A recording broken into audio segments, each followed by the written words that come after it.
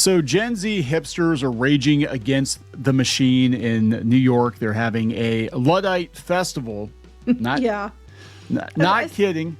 I saw this and I was like, and look, for those who don't know, the Luddites were like a group in the UK that they kind of, bucked the industrial revolution type stuff, and they ended up getting a bad rap, and the British monarchy went after them and stuff. It's a whole thing. But, I get the idea of we need to learn how to communicate again. We have too much technology. AI is out of control. We need to get back to being human. And we've always said that on here. If you watch our videos, we talked about how much we think that's a good idea. However, this festival comes across more like a hipster wet dream than it does anything else. I'm just like, like insufferable people is how it comes across. I am thinking, like, is this going to be like the new Amish? Are we going to have like a whole generation of people or a subset of people from this generation that just reject technology outright? What's so weird about this with the anti-AI sentiment is the people that are screaming the loudest about AI usage are doing it on social media, which uses AI now. I know. Everywhere you go, it's like when they did the blockchain stuff. It's like you're doing this while using a site that has blockchain technology. Right. And it gets to a place where they realize how hypocritical they're being. They actually, like the blockchain thing, I remember that. They were complaining endlessly about NFTs and blockchain, which you don't hear anything about now, by the way. Just like that just disappeared. But they were complaining about that on Twitter, and somebody mapped it out, and it turned out that they were using more energy to tweet all day long than it took to run a blockchain. Yeah. But it's about the environment, guys. But this one here, we're going to be looking through this, but it's just like, I went to art school, and when I was in art school, some of the insufferable idiocy that you'd see, and, I had to be extra. And that's what reminds me of. We have some good ideas. There's some good bones in here, but there's so much, extra being extra on top of it that it just becomes like an elitist. Look at me. Yeah. Mm-hmm. It's elitist 2.0. It's hilarious to me because that kind of defeats the purpose. Let me sort my vinyl collection again. Let me do. Yeah. Yes, And I do believe we need to find a balance. I mean, this comes from a guy that actually likes AI, or at least I appreciate its value as a tool. I don't want it running our lives, but I don't like the environmental impact is my problem. The data centers, that's a whole nother discussion, right? But in this case, this is basically hipsters wanting to go back to old school. And we've been talking about this, but Gen Z just in general are getting tired of everything being online.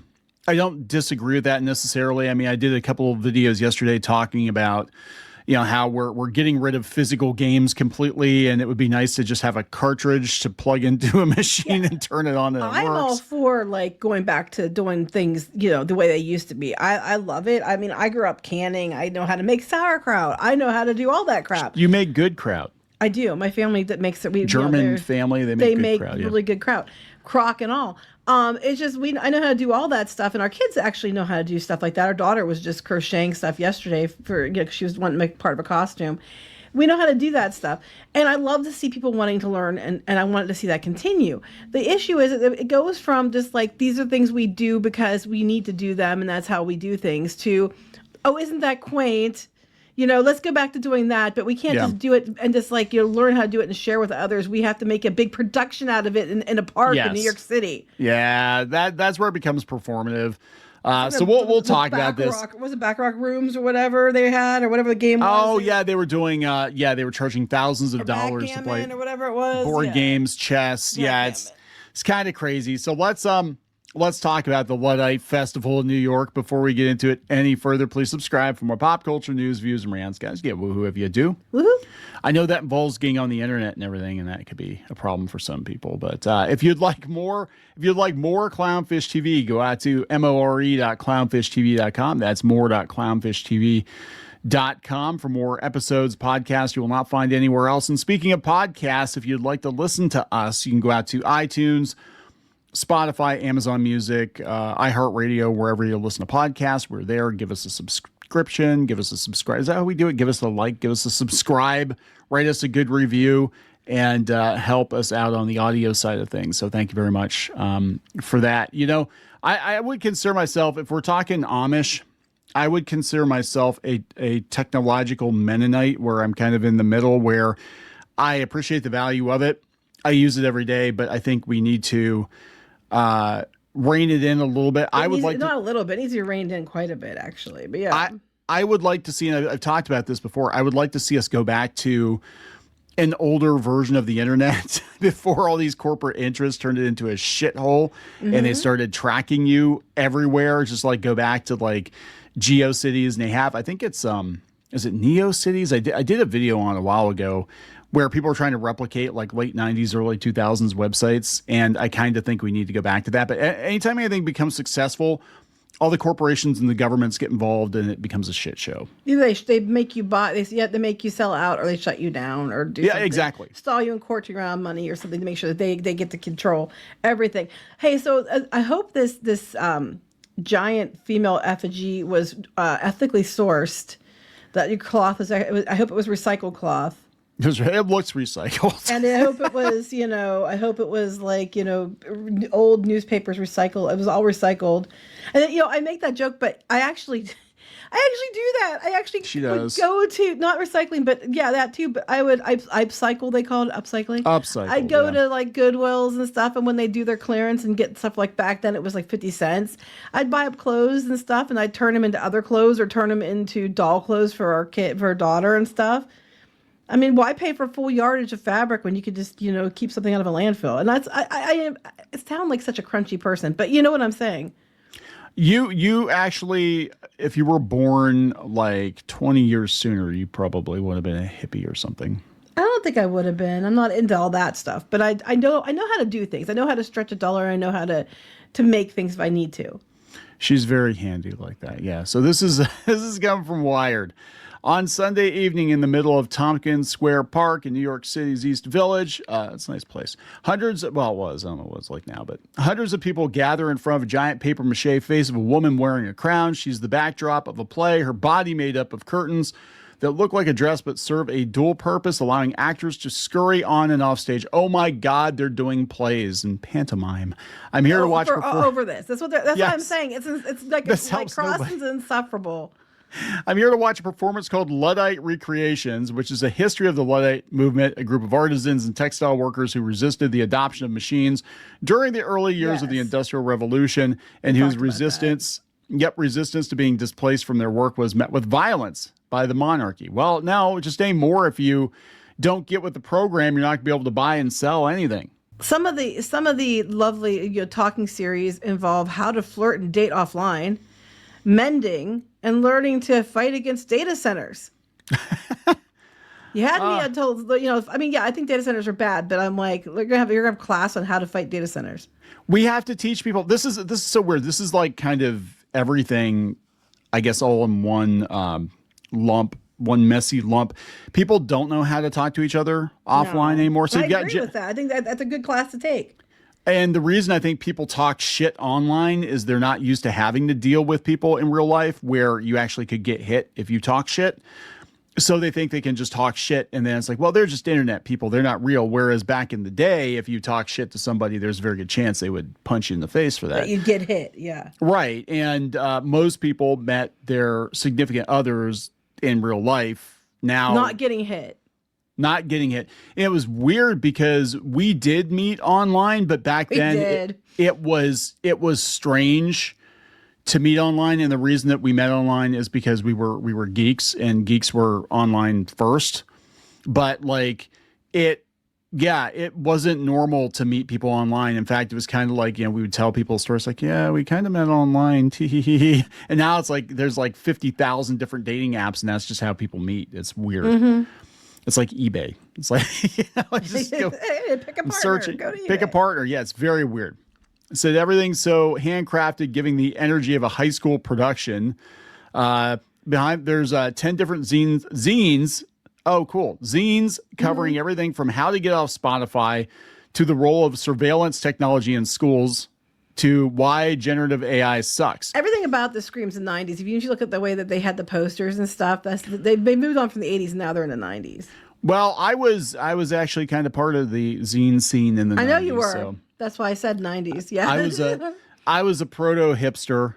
I had a stupid hat and everything, and I hung out in coffee shops, and I was the opposite. made zines, read zines, pretentious as fuck, and yeah. So I was the one rolling my eyes at all the other people, fellow students in college that were like, doing the stupid, look how indie I am, and I was like, can it grow up, I mean, yeah, yeah. I mean, but I was the opposite of you. I was, well, I mean, I wasn't as bad as the people I would hang out with back then. Like, so it was like, yeah, everything, every trope from the 90s, like alternative scene possible. And it was a lot of just pretentious bullshit. It is pretentious bullshit. I'm anti-pretentious bullshit. And then I noticed I had a lot fewer friends when I started working like a real job. They're like, "Oh, well, you sold out." I'm like, "Yeah, I totally sold out, and I will continue to sell out, bitches. Be homeless. I don't care." Anyway, they said, yeah, none of the week's events, including a play, are advertised online. Posters around the neighborhood advertise the Summer of Lud, only in real life. Well, how do they get the word out? So just posters and stuff, right? That's what they used to do. Yeah, that's what we used to do. But nobody looks up from reminds me of the 90s. Nobody looks up from their phones long enough to read the posters anymore. They were hoping other people would take pictures and put it on and make it viral, which is probably, and then this person made it more viral, so that's probably why. All right, so the new Luddite movement has become heavily associated with Gen Z, the first generation to grow up entirely with digital technology. Despite this fact, or perhaps because of it, some young people are becoming increasingly critical of tech's omnipresence in society. That's fair. That is fair. And I do know we've been covering this, that a lot of young people want to go back to analog stuff. But I think they have an idealized version of what it was like. I don't think they actually would be able to deal with it. Everything has its problems, but it was better than this. They said in 2025, there's a research, they talked to teens. 48% of teen respondents said social media has negative effects on people their age. I agree. I think social media is not good for kids. I don't think that it is at all. Okay, so this is where it gets, it becomes now it becomes pretentious. Now it becomes pretentious and super political. So it sounds like it's turning into like an Antifa hoedown or something too. They're wearing masks. They're talking about Bella Ciao, anti-fascism. This is just the 90s all over again. I mean, let's be honest here. They would do this kind of crap then. It wasn't protesting, digital stuff, but they would do this crap then too. Yeah, the zine thing though, that does my heart good, because I started getting into comics with zines, and I was still doing some of that when we got married, but nobody does that anymore. They do now. They do. It's a physical copy. I mean, I had a whole collection of like underground comics zines. You still do, I think. Somewhere I've got a whole pile of them that I've accumulated, but I do kind of miss this. But it's so weird to see people, like I said, just kind of the hypocrisy though, of people complaining about the internet, complaining about AI on X, which is AI powered, and everything you write is feeding grok. So you kind of have to pick your battles, I think. But this to me feels like it's starting to veer down into like an Antifa type thing. And I don't know if I'd go that far, but I just think it's definitely, well, I can see it being like an entryway to that, but I think it's more like a pretentious hoedown, like kind of what you described, proto-hipster. Yeah. And I think that's what this is. So this is Dan Fox, who works for a dumb phone company. Now, I covered this in a short. Commodore. Remember Commodore computers? No, yes. You probably don't. But Commodore has been purchased by a tech YouTuber, a retro tech YouTuber, who is actually bringing out Commodore flip phones. I don't know if I told you this or not. But yes, you do know about this. Yes. Yeah, it just does the basic stuff, and you can't surf the web or anything with it. It's just it's a flip, and it looks cool. It looks like an old Commodore computer with like the rainbow logo on it and the whole thing.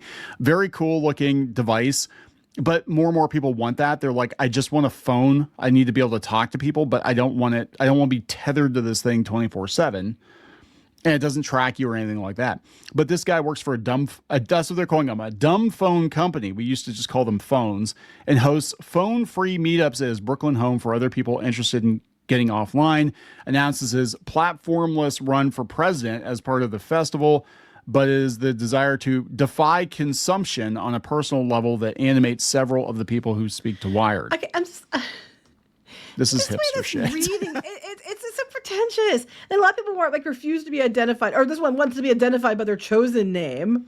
I'm like, oh my Well, I like to be God. identified by my chosen name too, but so it's I don't know. This is they're talking about they're focused on helping people resist the fracking of human attention by tech products. I do agree with this on some level. I don't disagree with a lot of what they're saying. What I disagree with is the pretentiousness and the way they're presenting it. I mean, I think a lot of it's really good ideas. I think it's going from a kernel of a good idea into some way to be extra pretentious. I'm elite. I'm special. I think it's going from, a definite need to go back to being able to communicate to, but you're one of us and we're better than everybody else kind of situation. Okay, so this is exactly what I was talking about. Okay, so he said that this is a professor from Arizona State, and he said that they're talking about anti-tech versus being about labor and whatever. He said the best way to push back against the prevalence of tech and how it pulls us away from autonomy on multiple fronts is to protest against the Trump administration's immigration policies. Or you could just play board games with your friends. Yeah. I mean, I'm just saying, like, you had me, and then you lost me. Like I said, this feels like we're gonna have these two things conflate. You know how they're always like there are alt-right dog whistles, like there's certain terminology or certain things that people say, well, that's an alt-right dog whistle, or this is like pushing people to the alt-right or to the radical group or whatever. I'm looking at this, I'm like, basically you're intercepting people who are sick of the way technology is going, whatever. You're going to tell them that it's all right-wingers doing this because for some reason AI has become like a right-wing thing, which I don't. Well, that's what they're labeling it as. Yeah. Even though most of the people who are running these companies were not right-wing. And in fact, they pushed left-wing ideology for years. They just happened to go the Trump administration. Because here's the truth, people. Here's the truth. We've told you this before. It's two sides of the same coin. It is. They're all bought and paid for by the same people. They're all bought and paid for. So that's the thing, and they just want to keep you fighting. But I'm like, of course this is going to go down that road. Of course it is. They have old film projectors and stuff, and it's like I do like the idea of this. I like the idea. I like the fact that they're like learning to do things again, and I like that. I think that's good. I think these are good skills to have. But it's all tied up in a package of pretension and being like you're elitist and politics apparently too. And it's just like, you don't need all that. You can learn to do these things and you can learn how to do any of this stuff. And you don't need to tie it up into the, I'm better than you because I know how to do this crap. If that's the case, I win because I know how to do a hell of a lot more than you probably know how to do. These people, not people on listening. Because I'm sure they're like us and grew up and we grew up and they know how to do a shit ton of stuff too. This is just like some hipster shit. Shit phone. Proprietary evidence deposition collection box. That's so you can leave your comments about what you don't like. Okay, have Silicon Valley oligarchs made your life worse? Tell us how. Okay, they're going oligarchs again because these are the same people who believe that they should just be given, all the people that have a lot of money should just give them all their money. Okay, so this is Meta, OpenAI, Amazon, Tesla, Google, Apple. Okay, cool.